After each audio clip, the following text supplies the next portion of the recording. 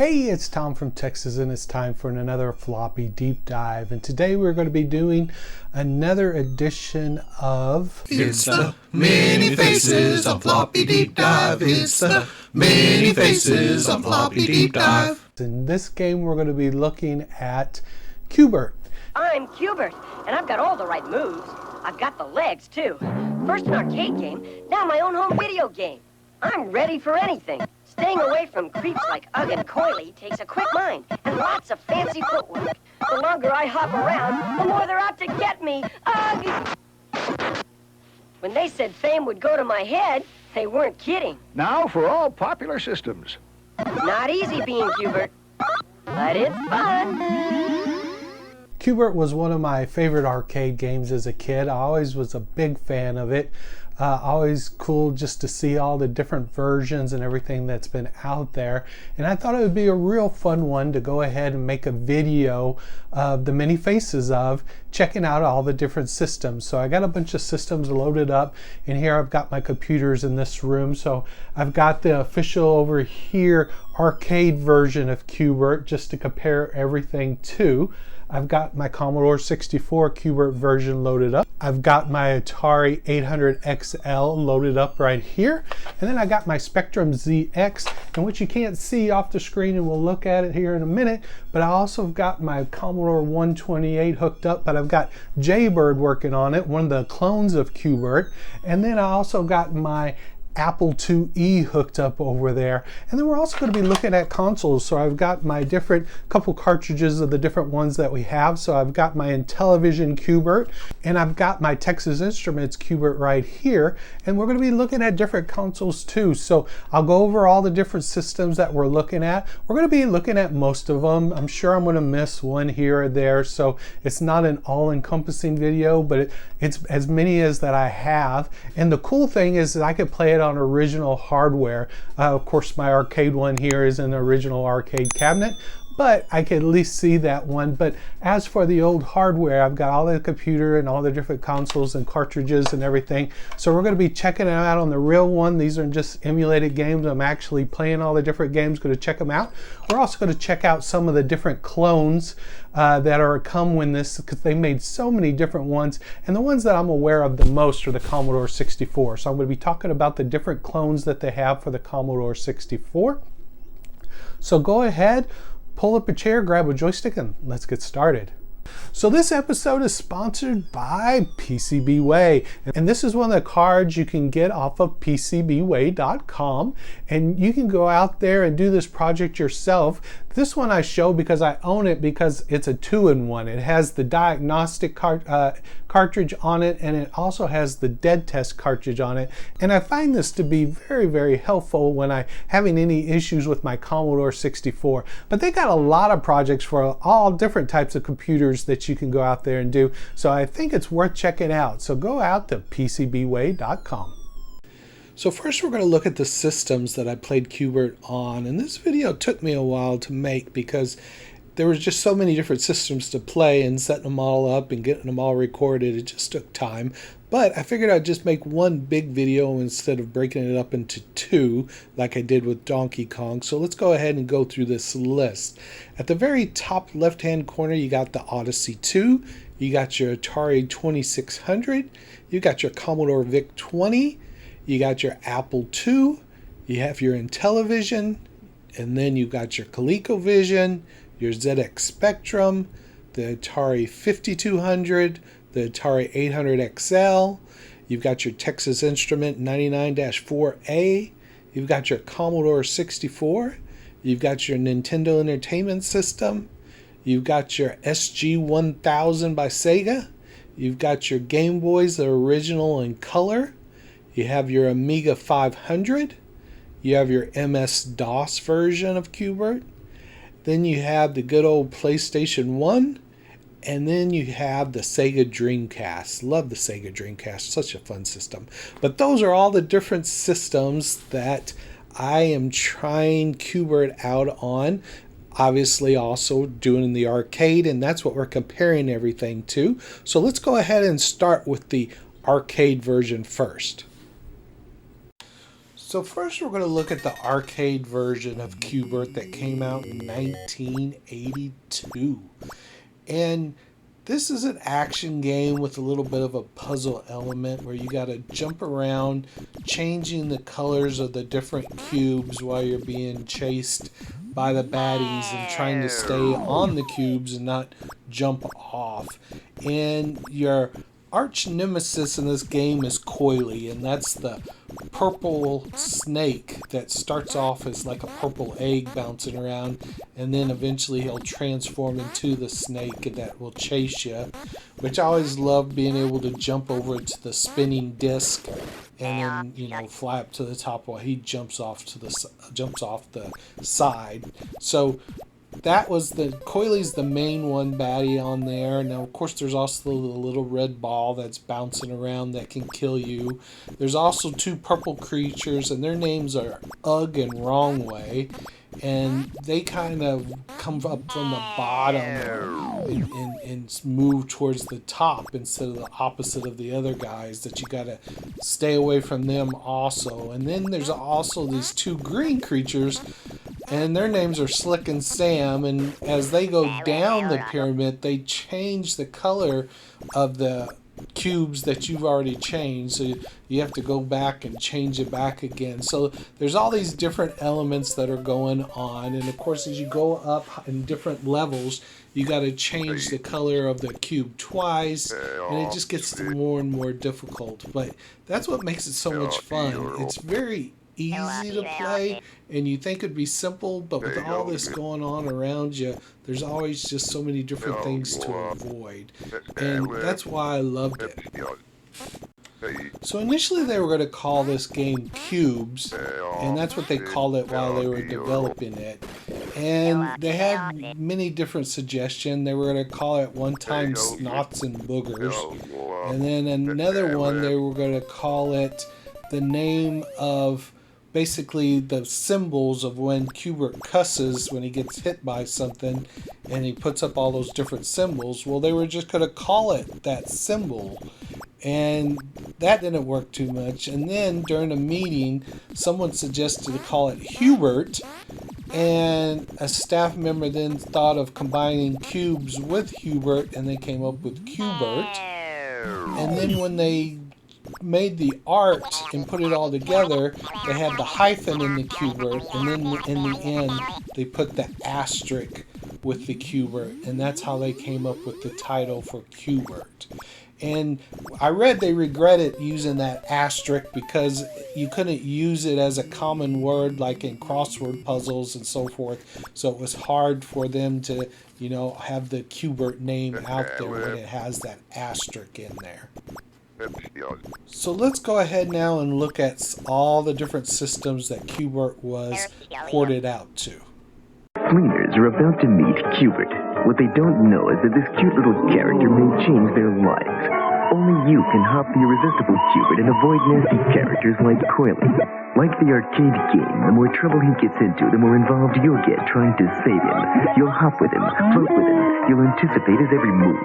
You'll grow so attached to QBert, you'll become one of the family. QBert from Parker Brothers. Also available in tabletop model. So the first system we're going to be looking at is the Odyssey 2. And as you can see in this Odyssey 2, QBert and all the little different characters are not quite the same as the port of the arcade. It did play okay, moving up and down these different cubes or these different lines that they got on there was easy to do on the Odyssey 2, and the disc all worked fine and everything playable wise. It's just the graphics, like most systems back in the day, just could not keep up with the arcade at this first version, and they did the best that they could. And so this is what they got you. Like I said, not bad for what it came out for. I don't think it is good as the next one that we're going to be looking at.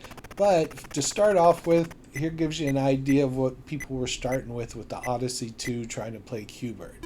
So let's go ahead now and look at the next one.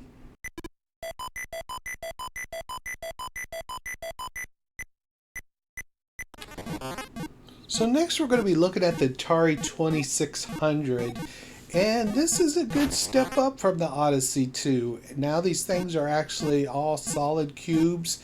It seemed like you moved kind of quick when you're moving around. Seemed like the other ones were a little bit more hesitant, but on this Atari 2600 I was flying up and down these cubes.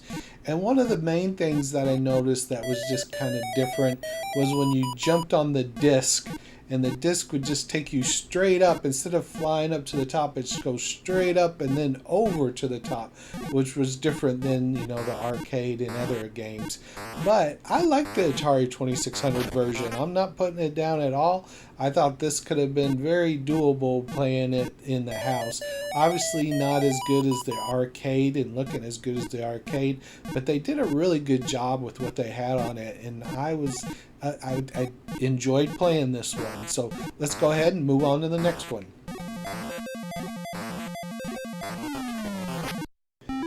So next we're going to look at the VIC-20. And the VIC-20, the biggest thing that popped out to me when I played this game was obviously the graphics and that black square that's around QBert and around the baddies. And so that just kind of moved around with you. So they were, you know, had their limitations with the VIC-20 where they couldn't show the movement so much, and more of just the square moving around. But it really didn't hurt the game because I could still definitely play it and accomplish what I needed to do. It just didn't look as pretty. I did like the spinning disc out onto the side. I thought they looked better than the other two that was just a flat line. At least they gave it some shape, some triangle to it. And I liked when you jumped on it and you flew up to the top, it gave you kind of the climbing doot doot doot doot when you're going up. I thought that was good. So they made the most of what they had. And so I'm not going to say anything bad about the VIC-20. I think they did great for what they had to work with, and I enjoyed playing it. So let's move on to the next one. So next we're going to look at the Apple IIe, and I could not find an official original version of QBert for the Apple II. I could find one that was QBert with the CU, and I believe it's QBit. And so that was the closest one that I could find. If there is a QBert out there, y'all let me know, because I could not find an official version out there. So I went with this one and played it. This one, just like all the other Apple II games, it has that little bit of a wonky type graphics, right? You could play the game, the details okay on it, but it's just a little weird and just a little bit off, the color mix and scheme that it has. And the sound, of course, as we all know, comes out of the speaker directly out of the Apple IIe, so sound's not really that great on here. So this one felt a little sluggish to me. I wasn't a big fan of how it felt and how it played overall. So on this one, even though it's not an official QBert, I wanted to add it in there for the Apple because I wanted to be able to play it on my Apple IIe. But this one, I just think it's okay. I think it's probably the worst playability of all the ones that I've played so far. So let's go ahead and move on to the next one.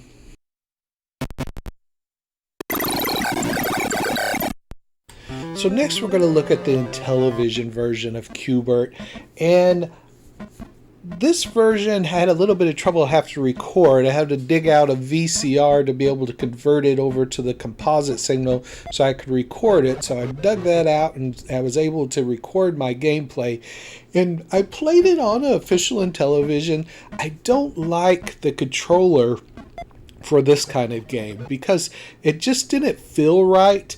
It took me a little bit to get used to of hitting the angles just right to be able to move around, and I got more comfortable towards the end and playing this, and I played it multiple times because I kept dying. I just didn't have a good feel coming from, you know, using a joystick on all the games so far, and now having the Intellivision little circular disc if you're not never played it before. So it's not a real joystick that you put. I'm just kind of pushing on the angles of the circular disc, trying to get it to move, and it just didn't move really well. It looks really pretty good. I thought out of all of them so far, this one got a little bit fancier in graphics. The disc out to the sides looked nice. The game was bright and colorful. I just didn't like how the gameplay felt just because of the controller.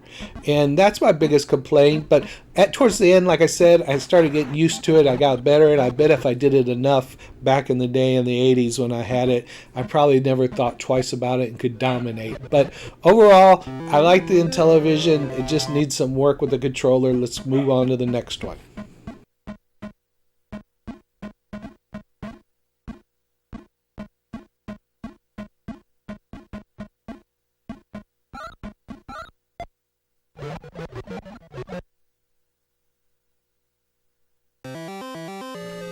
So next we're going to be looking at the ColecoVision, and the ColecoVision, this looks really good. I enjoyed the play of this one. This one I could control a lot better than I could for the Intellivision, and I was flying around on these squares pretty good, and the graphics look great. This is more like the Atari, or excuse me, this is more like the arcade version that we're trying to get close to, right? This is the whole port over of the arcade, and this definitely looks really good. The one thing I kind of found odd about QBert is his hollowness to his face, and the fact that his eyeballs, you could see right through them, like there's nothing in his head. And I just found that just freaky and a little bit weird. But overall, I give it a good thumbs up to the ColecoVision. I always like their ports. They usually do a really good job, and they didn't fail on QBert. So let's go ahead and move on to the next one.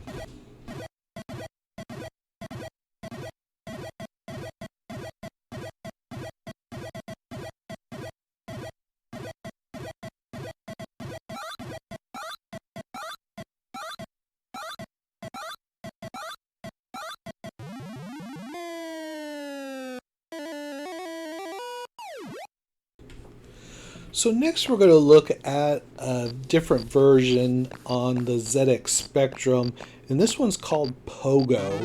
And I couldn't find an official QBert release either, but there were, different ones again that are similar or a clone to it. So I went with Pogo because it looks pretty close to it.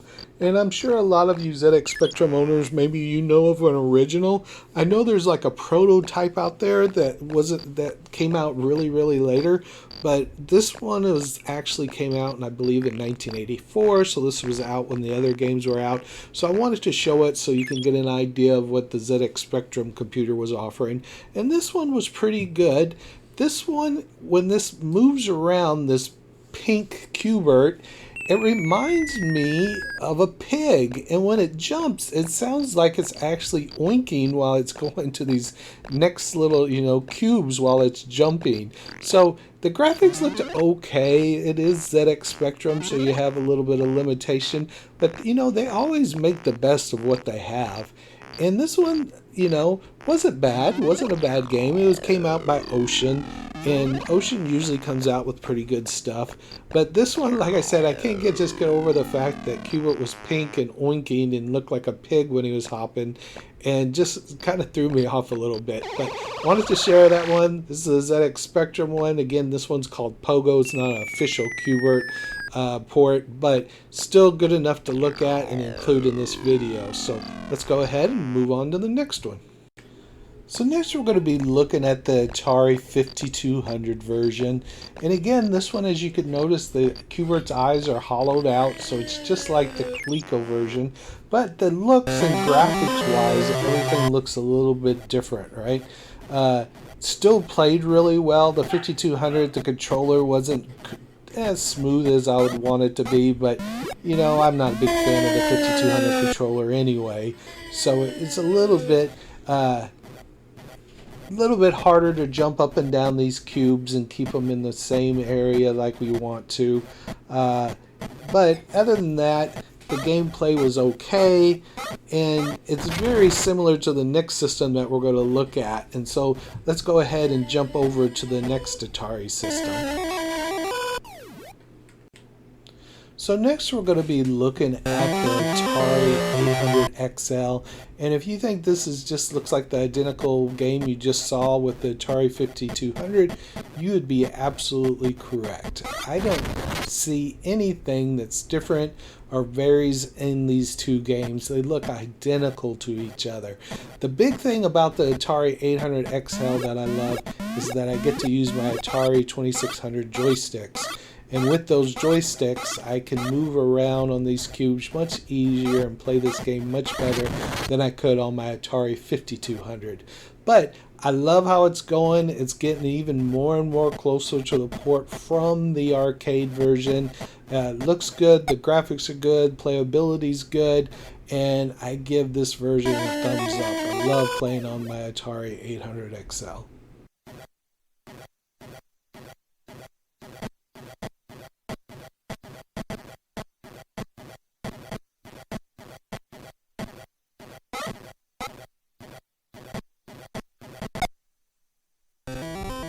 So next we're going to be looking at the Texas Instrument 99-4A, and I thought this looks really good for this system. The graphics look good, the disc off to the side looks good, QBert looks good. QBert actually has eyes and whites in his eyes when he's hopping around. The one thing on this system that kind of held back was just the controller.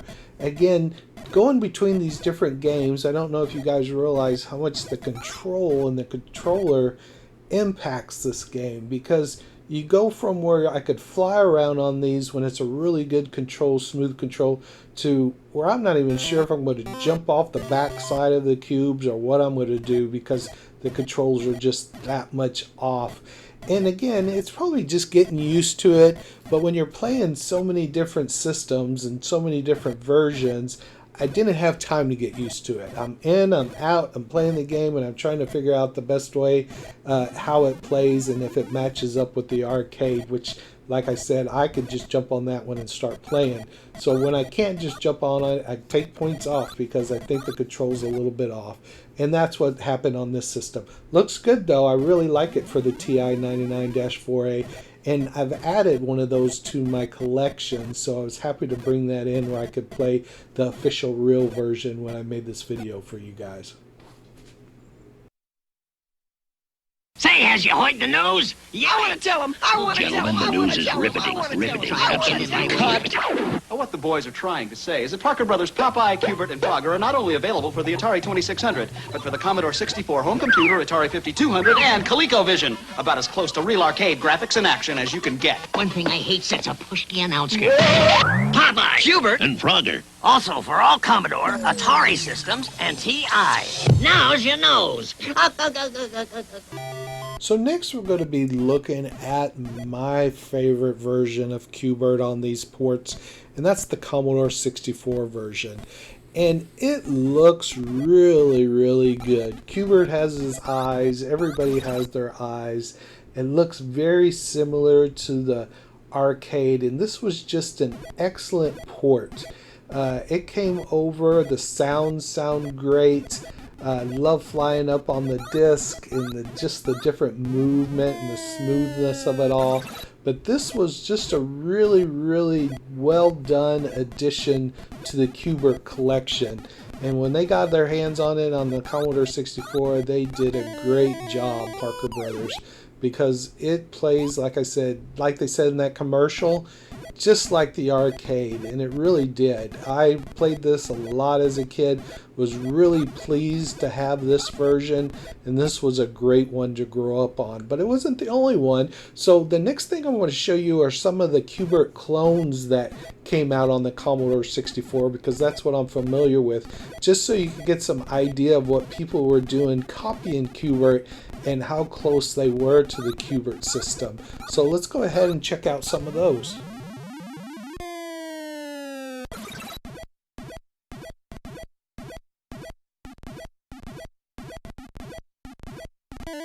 So next we're going to look at a clone called JBird, And I had this version, JBird, before I even got QBert on my Commodore 64. This was back on like my disc number 6, so I got it really early in my collection. And I really liked this one, and I did play this one a lot. And if you look at it, look how he's jumping. He's going to jump over the wings and fly up. And you're just this bird that's going out there doing the exact same thing that QBert did, you know, changing. But instead of disc, you have the wings. And when it hops, it's a little chirp while it's going. And in this version, there's different things, like there's cats that you'll see as one of the baddies. I believe you still have the snake when you're still playing.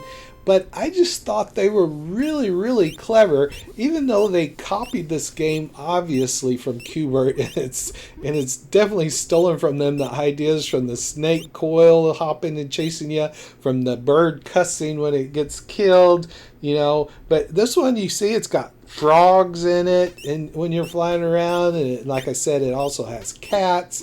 It was just a really cool version, and I thought, you know, this would be good to add into the QBert video so you guys could get an idea of what people did, other things when they were copying that game. And this one was a really good one. So if you haven't played JBird before, I highly recommend going out and downloading that one. So let's go ahead and look at the next clone.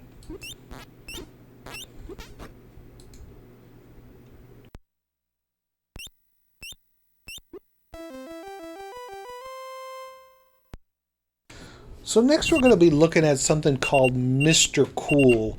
And Mr. Cool was a unique version of QBert, because on this one you're an ice cube and there's fireballs that are flying by, and you got to avoid the fireballs or they're going to make you melt while you're jumping around on these different areas. Now the graphics aren't as good, but I still thought it was really cool and was a really good idea in how they took it and how they used it, and just wanted to share this one with you. So let's go ahead and move on to the next one. So next we're going to be looking at Pogo Joe. And Pogo Joe was very unique. It was early. It came out in 1983. But you could see the similarities between QBert and the bouncing around. But they really tricked it up a lot more, where you had to go between these pillars and you're on a pogo stick and you got to actually jump far distances to reach these different pillars. And you got to avoid these baddies and everything while you're going on there. And a lot of people tell us you think Pogo Joe's better than QBert. It is a fun game. It's different, and I would consider it different, but you can definitely see the influence of QBert on this game. So let's go ahead and look at another clone. Next we're going to look at Slinky, and Slinky came out in 1983. And in this game you control this spring and you jump from block to block, and you got to change all the blocks to a certain color just like you did in QBert.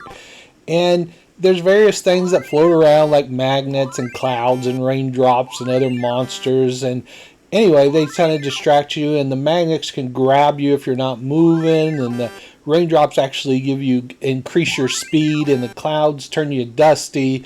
So it was a cool little game. Again, you could see the influence from QBert. So let's check out one more clone. So last we're going to look at the clone Hexbert. And Hexbert, as you can see, is a true ripoff of QBert. And this is, you know, very similar to all the other clones that were out there. I believe this one came out around 83 also when this one came out.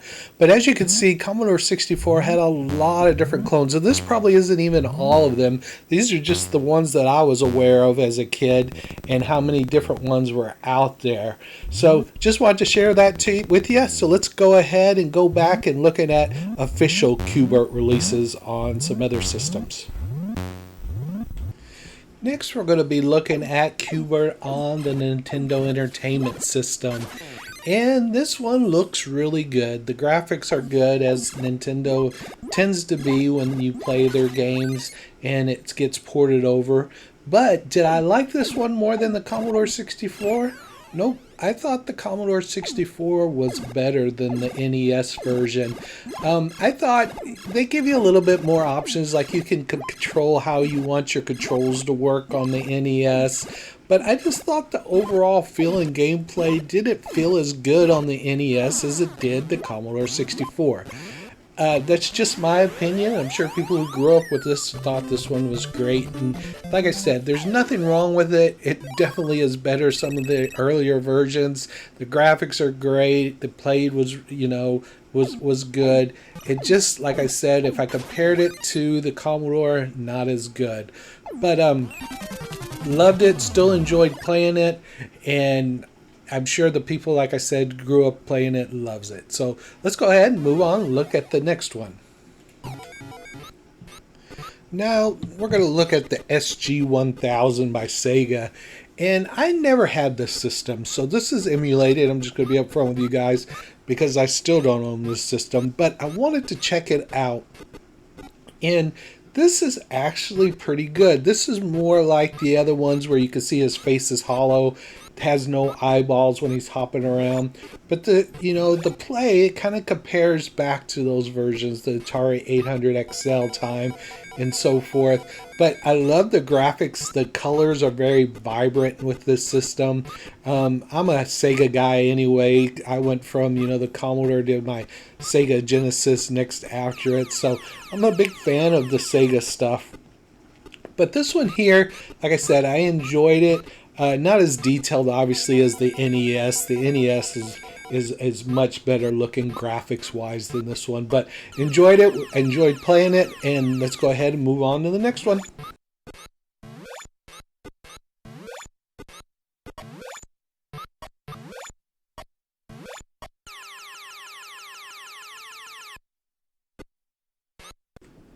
So next we're going to be looking at Game Boy, and this is our first handheld look at QBert, and I enjoyed this one. This one was fun. I remember playing this on the Game Boy. The big thing about this is you're just not used to, can't see the whole pyramid, right? You go down, and while you go down, it scrolls up, obviously because your screen's smaller on the QBert, and you'd be very tiny if they did it that way.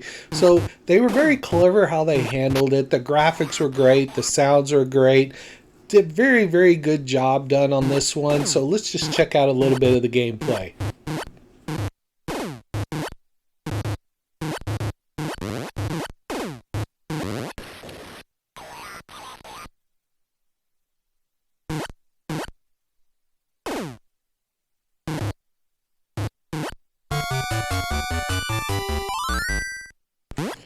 So now we're going to jump over to another handheld, and this is Game Boy Color.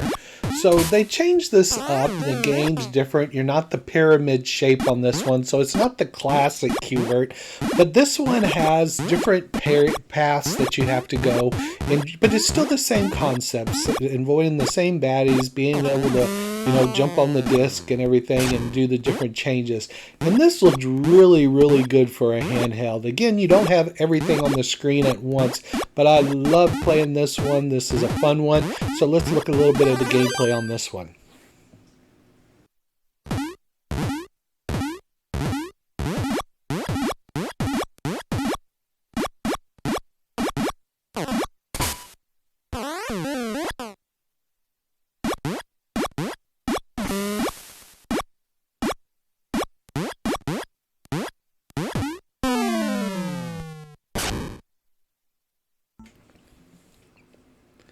So next we're going to be looking at the Amiga 500, and this game is called QBert on the Amiga 500. There isn't an official QBert. So looks very good, played very, very good. The problem with this one, I'm playing it on my official Amiga 500, and this is a PAL version of this game, not the NTSC version. I don't even know if there is an NTSC version, but I only could find the PAL version. So anyway, I tell you all that because when I play that on an Amiga, the screen's actually a little set lower, and so it cuts off the bottom row of cubes. I know they're down there, but I can't see them. So I found that a little bit frustrating, but I love the gameplay and the feel of this on the Amiga 500. It played really well. It was easy to control. The graphics were great. So a big fan of the QBert. And if you haven't checked this one out, definitely check it out. And if you're aware of an NTSC version of this and you have it and would like to share, please let me know. All right, let's go ahead and move on to the next one. Oh wait, one more thing that I thought of on this one. This one, if you die, you've got to start over from scratch. You've got to clear all this in one life, or you don't get to. You got to start all over and do all the colors, so you don't get to start where you left off. So that made this one definitely harder, but once you got used to it, it definitely was fun, and you could fly and move around fast on this one.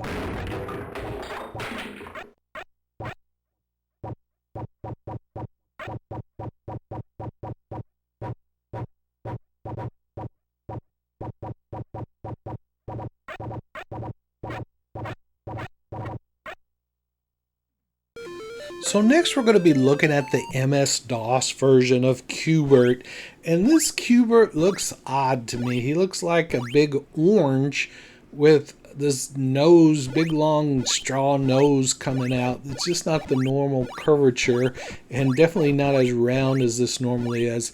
I don't know if I've talked to y'all about, picked up a Tandy 1000 SX, and so I could play MS-DOS games on it, and I am enjoying it a lot. And I'll probably make a video of it showing you my new Tandy, but just wanted to mention it here. But love playing QBert. This one played good.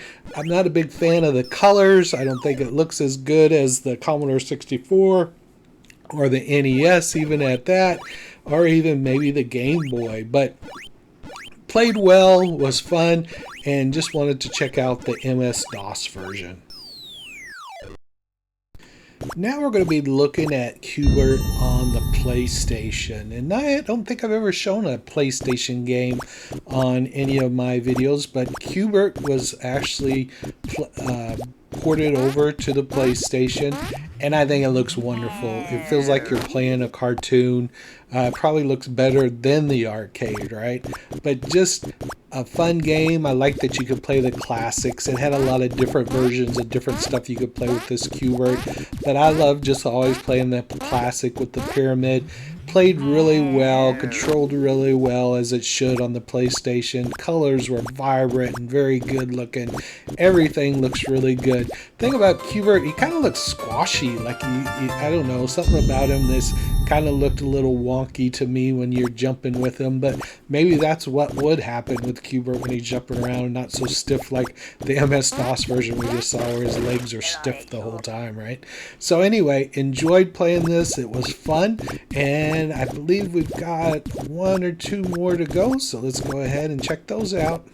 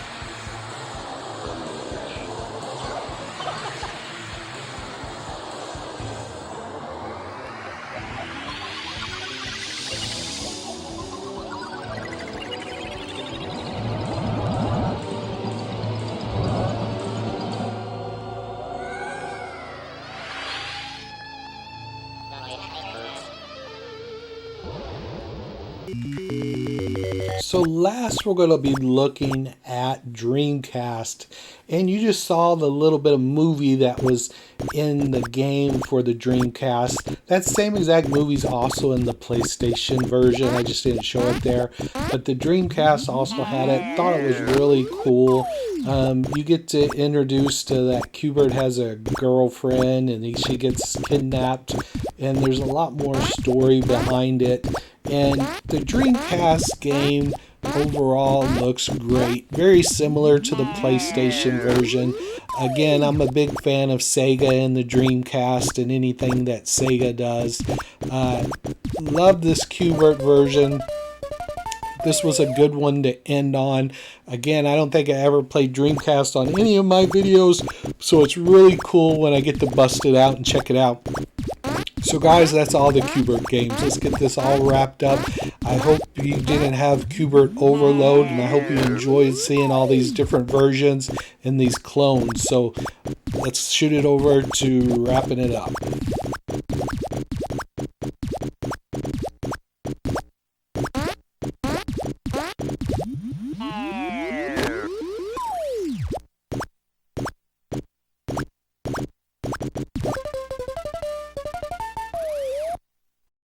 So that's it, guys. That's everything about QBert and all the different systems that I have it on. I hope you enjoyed this video today. If you did, please subscribe and give me a thumbs up. Think about joining my Patreon if you haven't yet. And until next time, thank you for joining me on another Floppy Deep Dive. Not easy being QBert, but it's fun.